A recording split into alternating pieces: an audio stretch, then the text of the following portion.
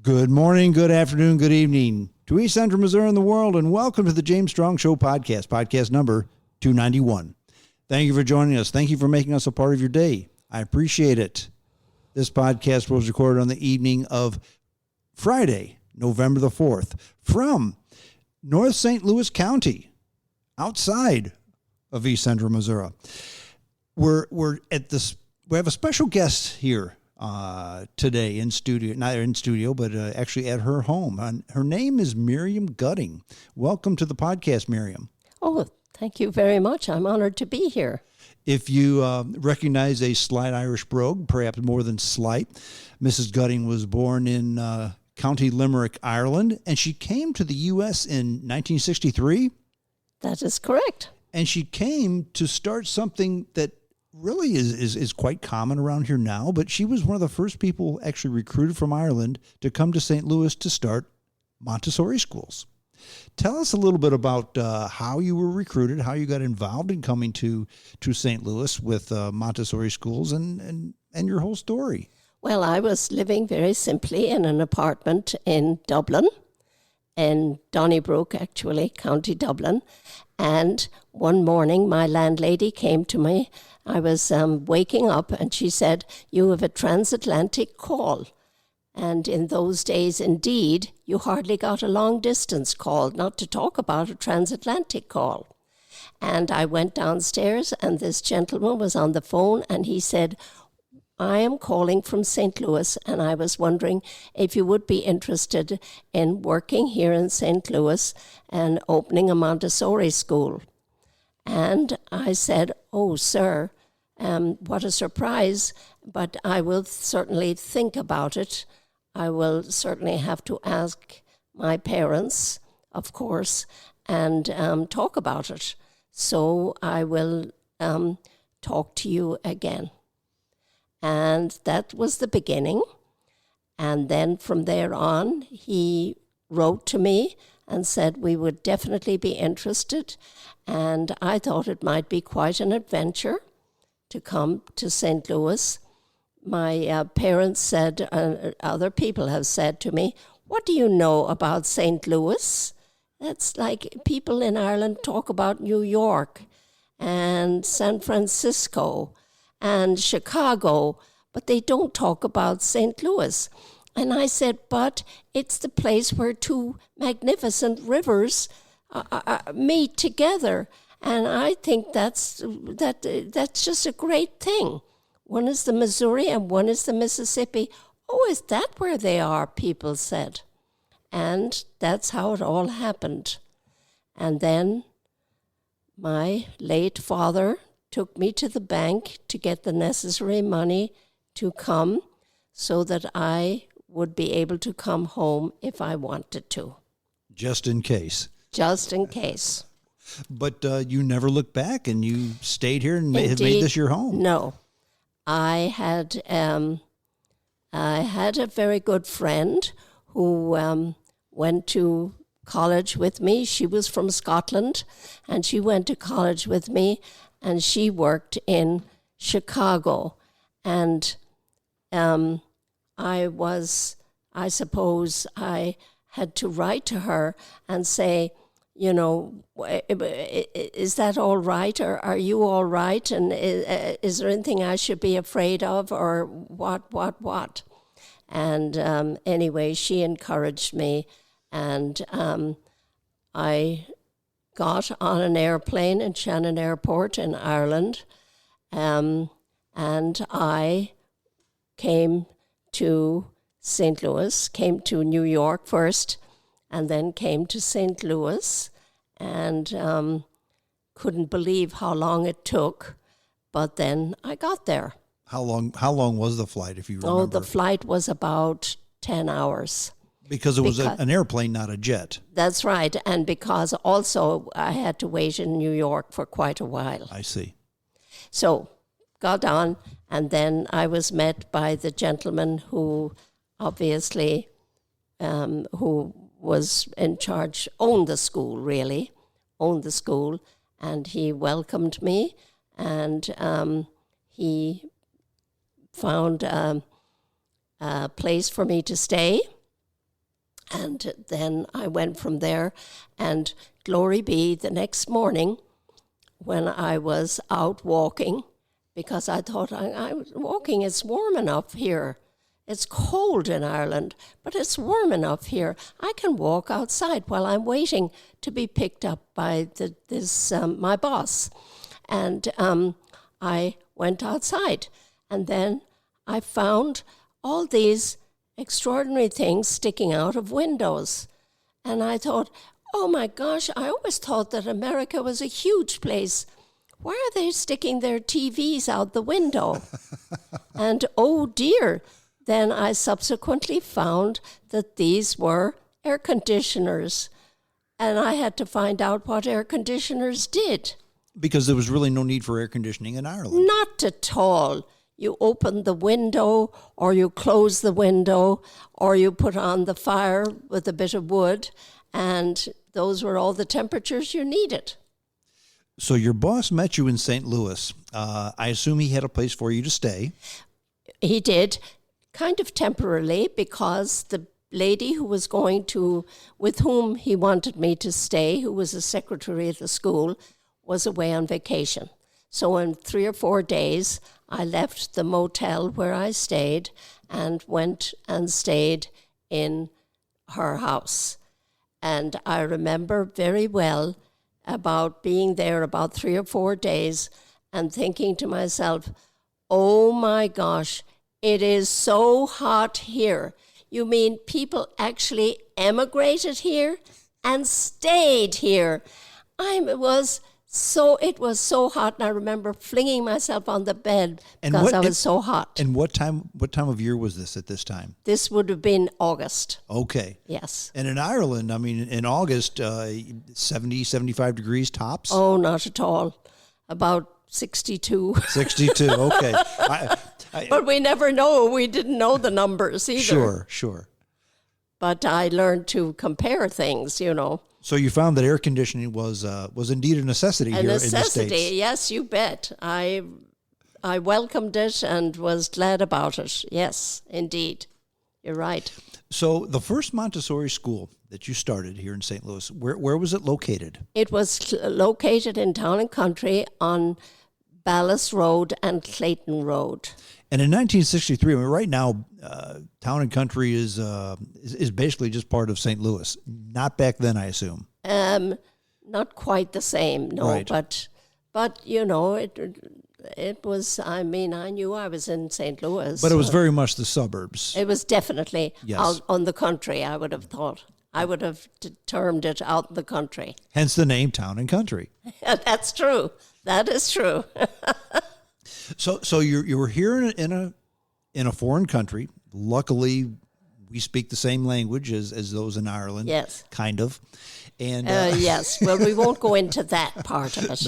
No, we won't. But now, did they say, okay, what do we do to start the school? Did they have the framework for you? The gentleman had a most remarkable situation. He had previously started a school. It was called Sherwood Day School. And he had started a school for special children. Well, not really. I mean, as he had started a small school. And then he wanted to make an addition onto it of a preschool. And he learned about Montessori and decided that would be the way to go. So that was going to be the curriculum that he wanted to turn the school into. And he found out from the people in Chicago,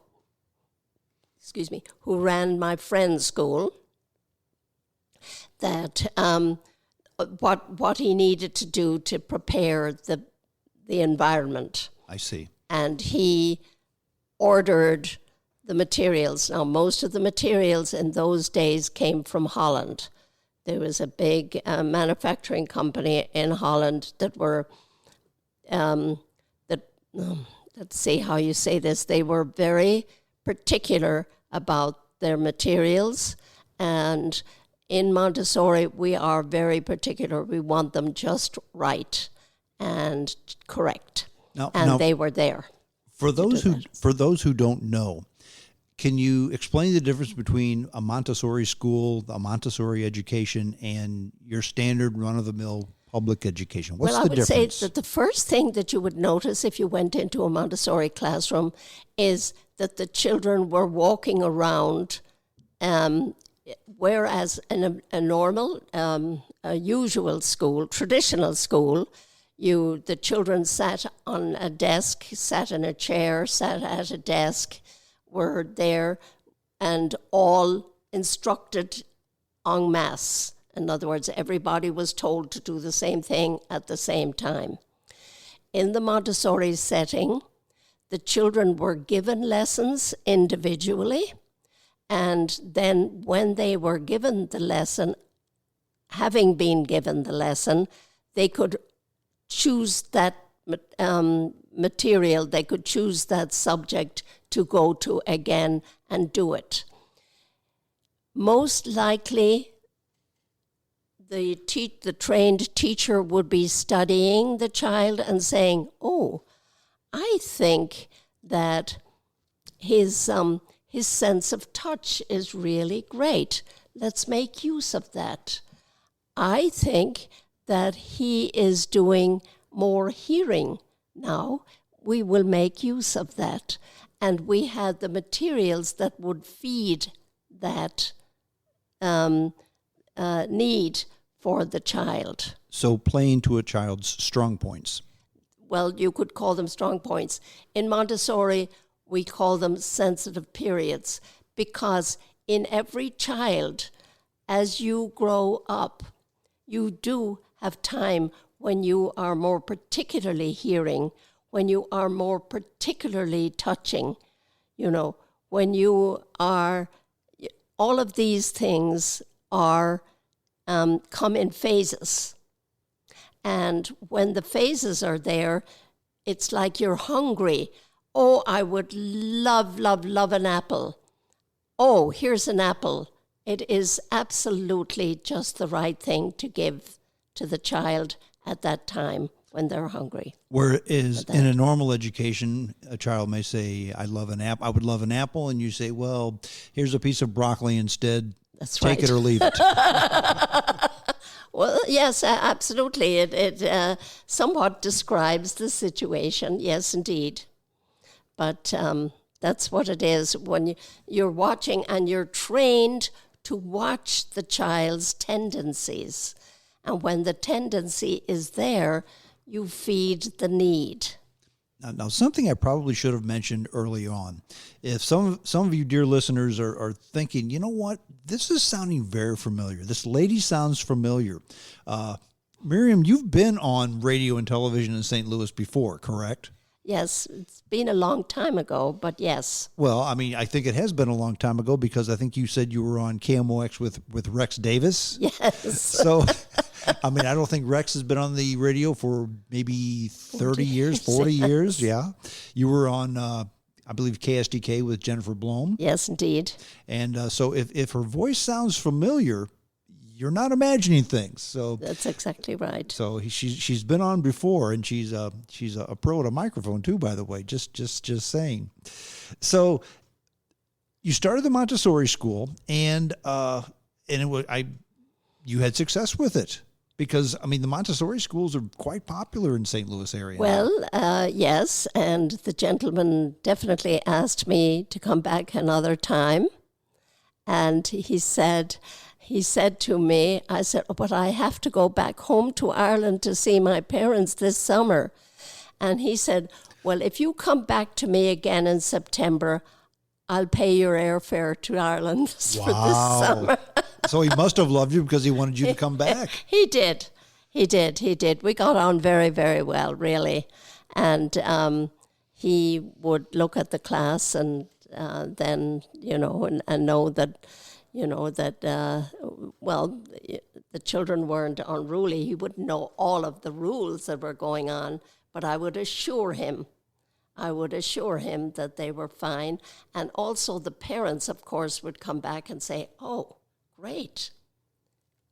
Everything is very nice and great, and I'm really surprised.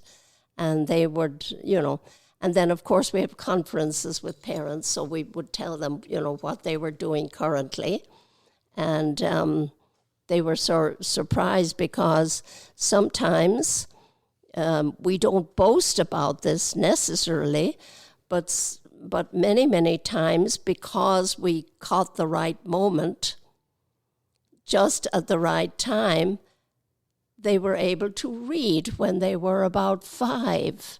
Really? Yes, and yes, and even earlier, and they could not believe that, but it was a fact of life that actually did happen, and it's wonderful because then, and there again, the child is delighted with his success and wants to go on with the next thing.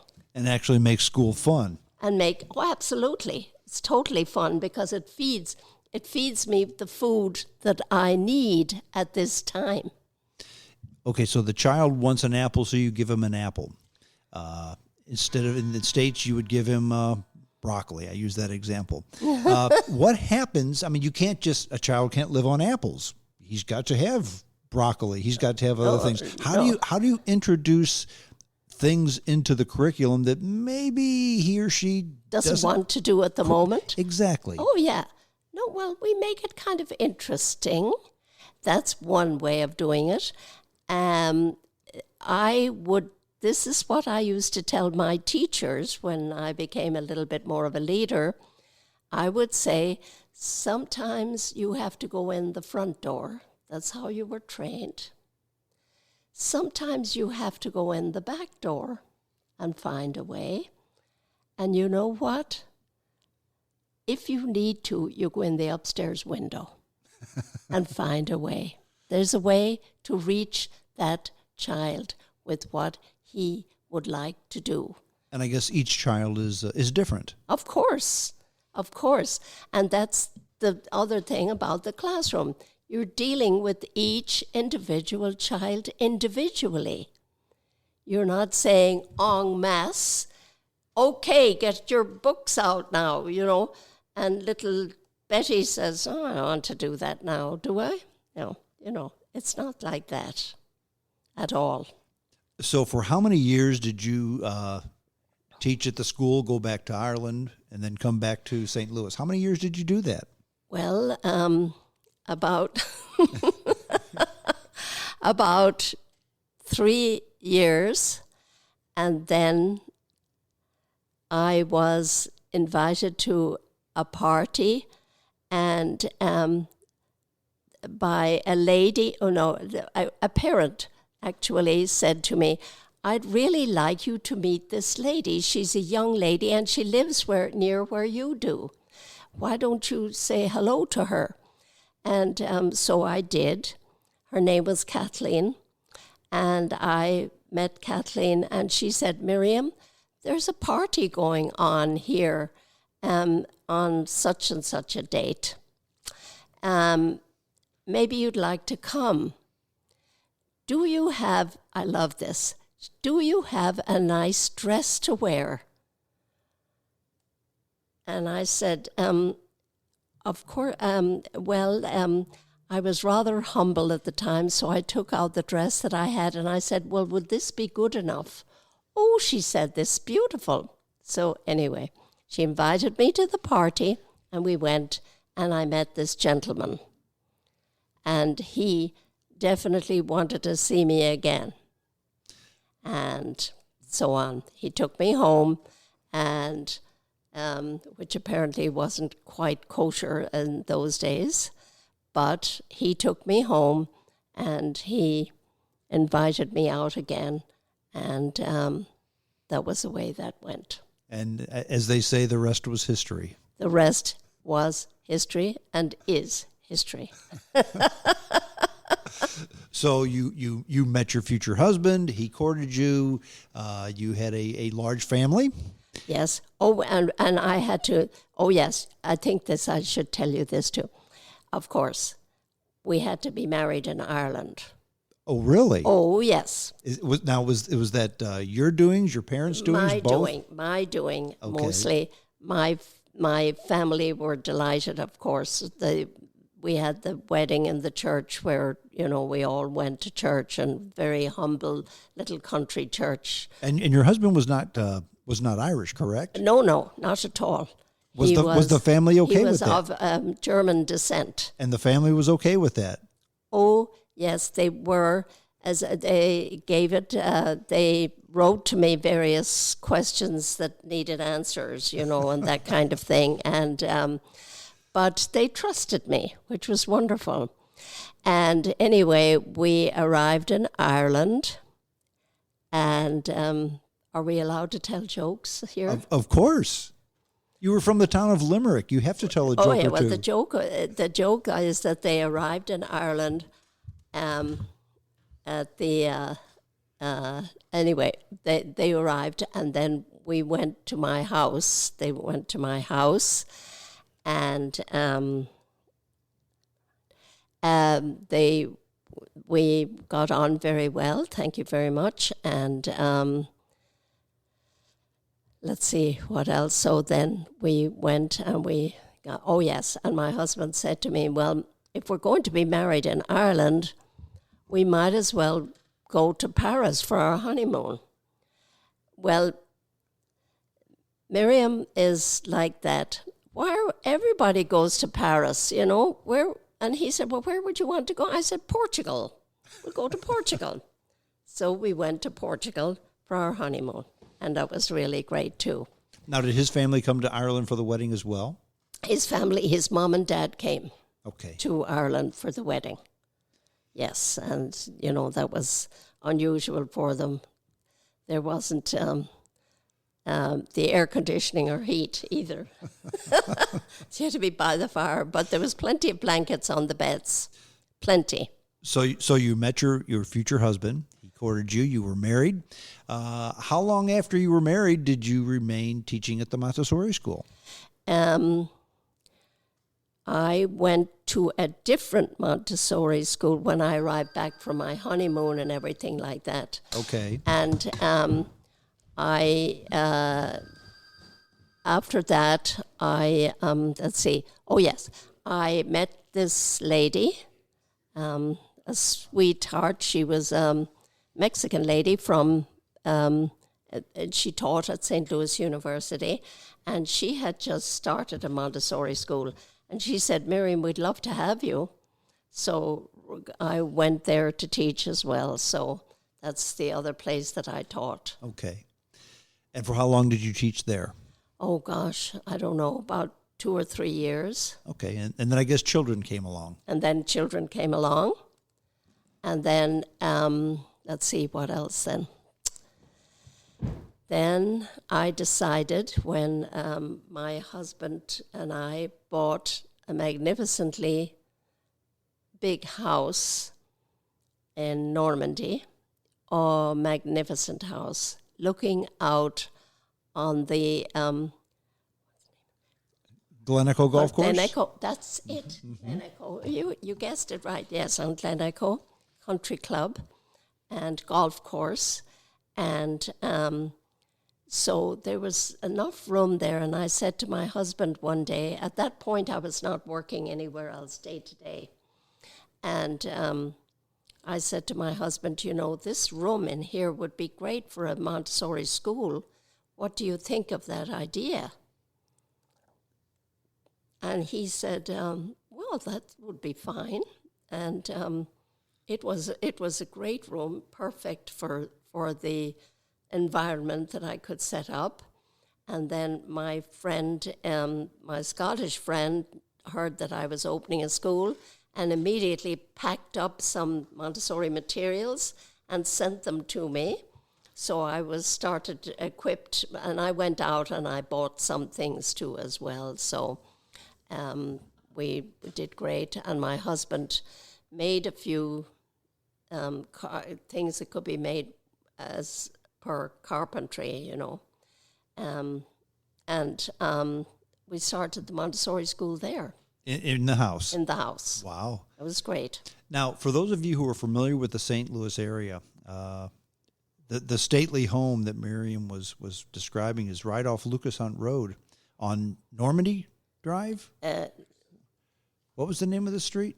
Henderson Road. Okay, so if picture this, if you're on the corner of Lucas Hunt and Natural Bridge, you go just south a block or two and then go back east, and there it is. And they're magnificent stately homes back there. Yes, beautiful.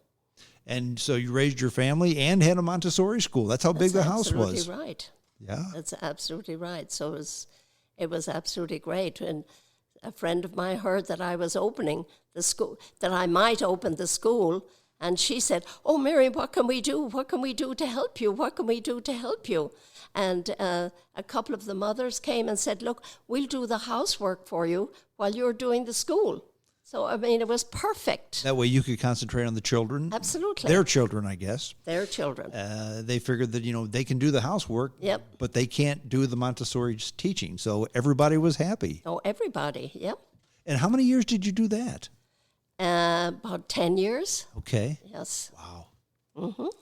I guess, was it now, not trying to be presumptuous, but I assume you did that because you and your husband had a lot of children. You did that up until the time when... Yeah, I think I would have gone on and on and on with it. But one of the neighbors didn't like it too much, that there were children running around or something, even though there was lots and lots of room for children, Sure. lots and lots of room for children. But they didn't like that. And so I was just about at the end of it, and I just wrote to the board and I said, "Look, if you leave me go for another year," I said, "everybody here will be in kindergarten or first grade next year. Mm-hmm. So give me another year." And that's what we did. So we ended peacefully in the end. Okay. Did you ever go back to teaching at the Montessori school after that? Of course I did. I can't be not doing that. And besides that, my beloved husband, I didn't want to put the onus completely on him for having had 8 beautiful children, and what would happen? I thought I should have an income. Okay. So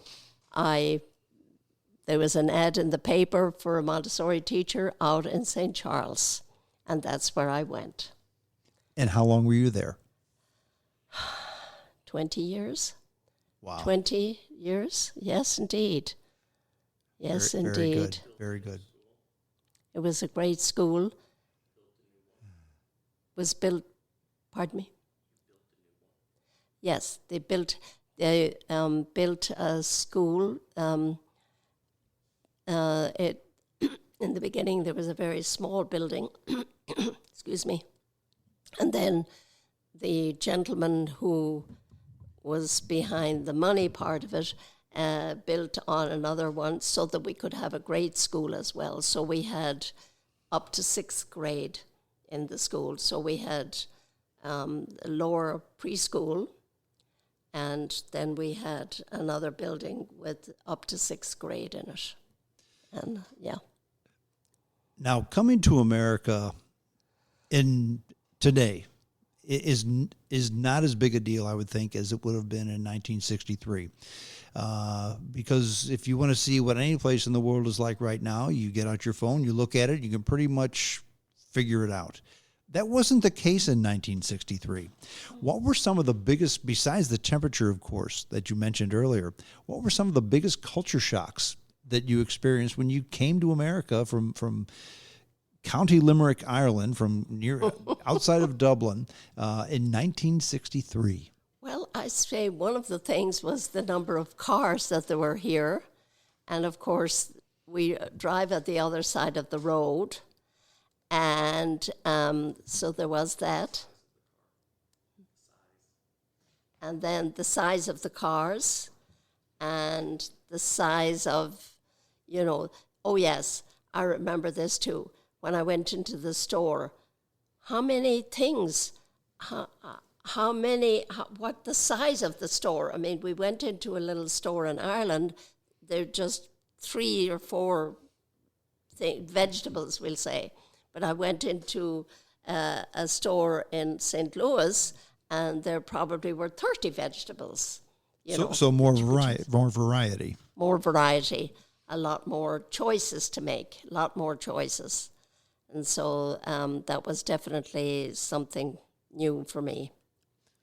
What about the paycheck? I mean, was pay in the United States, I guess, was much better than pay in Ireland, which may have been one reason why you came here, I would think. Yeah, well, I didn't really know, but let me just tell you a story. My mother's uncle, who had a history himself, but anyway,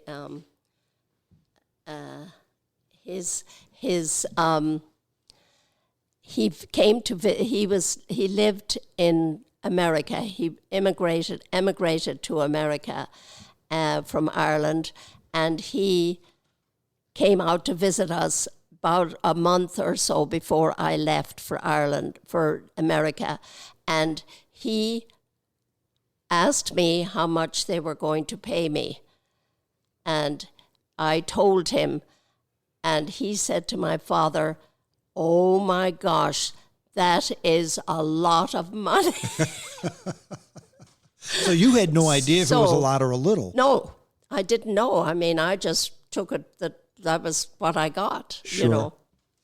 That's what I got. And I didn't question anything like that, so that was where it was. And how many times have you been back to Ireland? About 5 times, maybe? No, more time. About 5 or 6 times, really, back and forth. And when was the last time? The last time was 3 years ago. And 3 years ago. And how has the country changed? Oh, the country has changed. There is a lot more cars. Okay. People are living a little bit more luxuriously. There's, lots of choices. Now, again, I left at a time in my house about 3 years before I left was the first time that electricity came into my house. So, I mean, really? We did not have electricity. So, now there's no question about that. Electricity or people having their own computers and telephones. There was no telephone. The telephone in my house in the country they put in a telephone, and we, of course, had one. My parents decided we wanted a telephone, and we were actually, our telephone number was 6, Ballinity 6. And one digit. One digit. And at 6 o'clock in the evening, the telephone went off. The lady at the telephone place switched off the board. That was it. So you needed an operator to use the telephone. Yes, you needed an operator to use the telephone. And I will tell you a funny story about that. One time, my one of my brothers was being born, and there was a scary bit in my mother's delivery. And the midwife who was there said, "We have to have a doctor." And my father, of course, the telephone was off the air. So my father had to go up to the Garda station, the police station, called the Garda station, which is kind of funny because there's a van going around the town that says Garda. Anyway, the police station to call the doctor.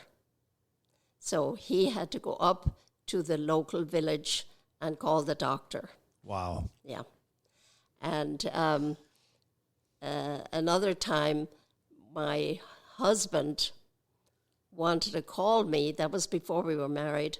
And he said to the lady in New York, "I want to call Ballinity 6. And she said, "Yes, sir." So Ballinity, she said, "6? What other numbers are there?" And he said, "No, that's all." And she said, "Oh, all right." And then they got on to Ireland, and then they said, Ballin 86. Is that County Limerick or County Tipperary? So it Luckily, he knew that it was Limerick, and he got on. But anyway, that was the story of that. Wow. And it's just amazing the way Ireland has changed. I mean, I've been there once. My wife and I went there about 5 or 6 years ago. And it was an exceptionally warm day in the spring. And I guess because it got up to maybe the low 50s. Okay. Yes. And the young men came out of work and they took off their shirts. Now, my wife and I still had to keep our jackets on because it was chilly. Yes. They took off their shirts. And I thought this was heresy, but in the shadow of St. James Gate, at the Guinness Brewery, all these young men were drinking Budweiser. Oh, no. Every last one of them. They had the large pint cans, and they were carrying them by and walking home without their shirts in the shadow of St. James Gate drinking Budweiser. Oh, my goodness. My goodness. I don't know if you should tell that story. But anyway. Oh, I just did. So yes, you did. So you did. There you go. So you really you didn't have a problem adapting from Ireland to the U.S. then, or did you? Were there things that were you homesick? Did you miss certain things, certain food? Of course, your family. I didn't miss any food.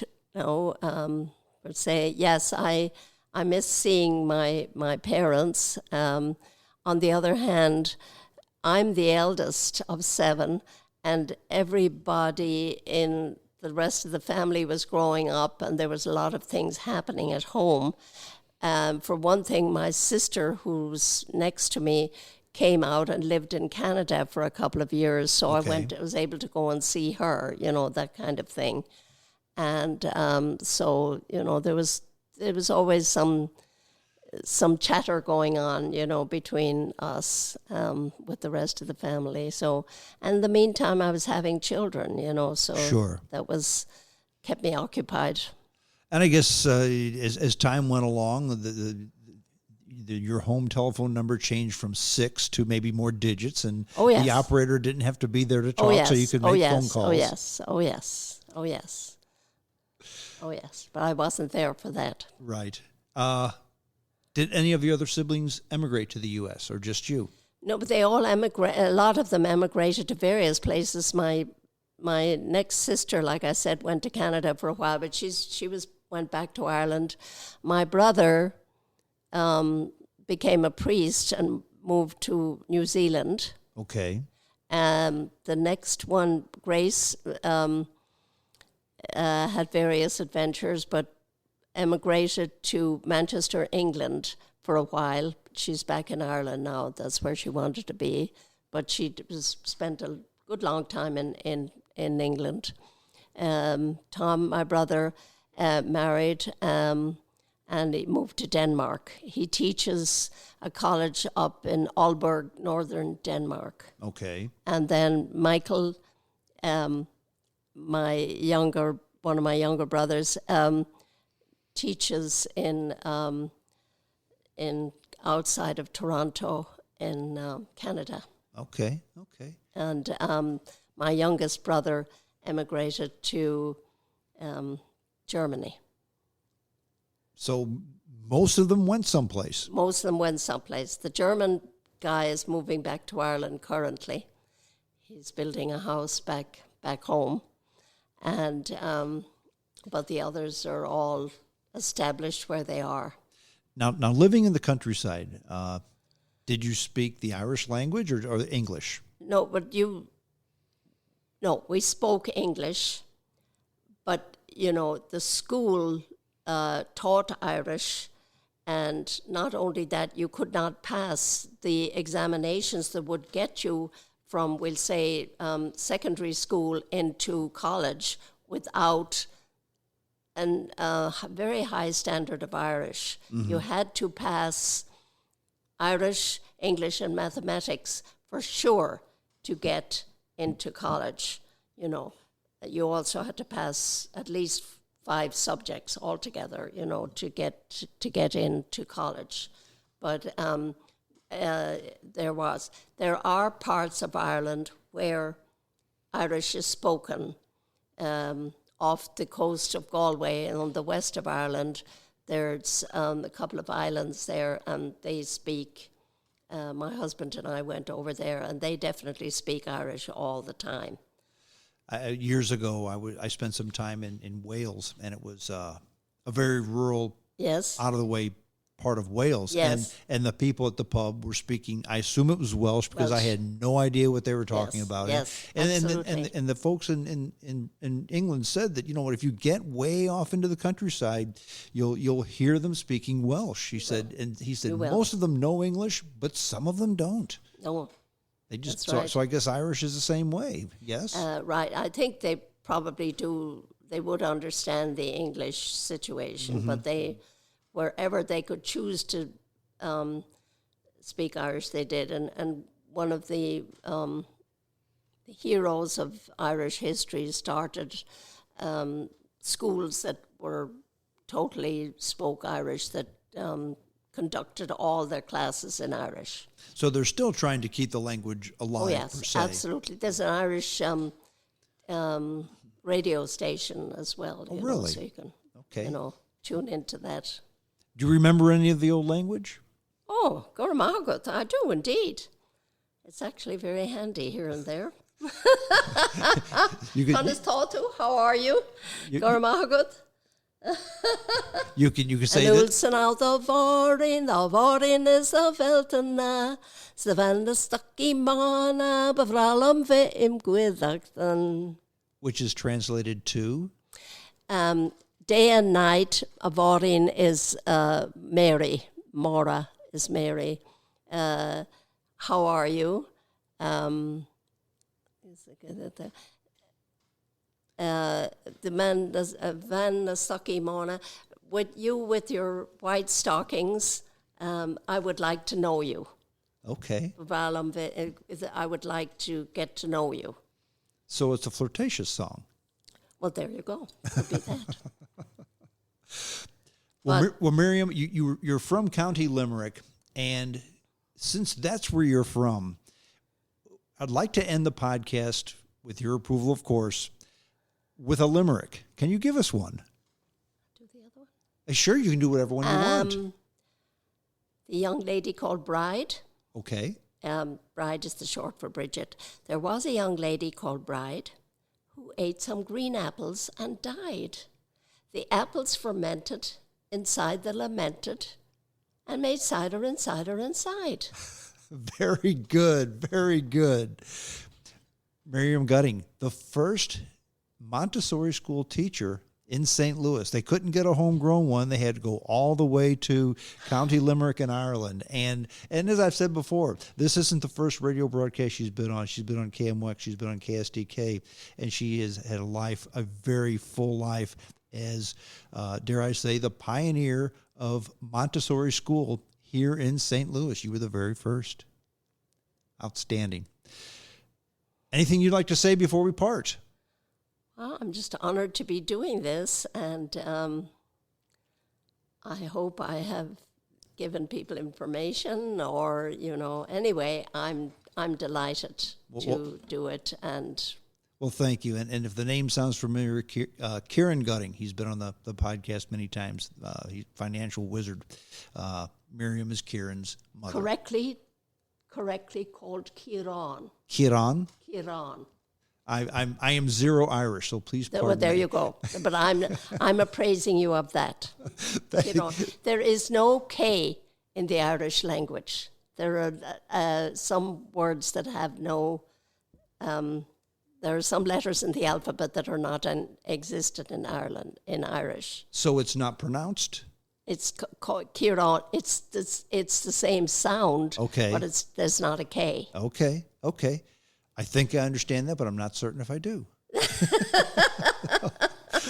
so very good. Thank you so much for being the guest on the show. Thank you, indeed. I appreciate it. Thank you for having me, indeed. Thank you for doing this. Well, that's it. We're done. JamesStrongShow@hotmail.com. That's the email address. If you'd like to get a copy of the podcast, it's easy. Just send me your email address.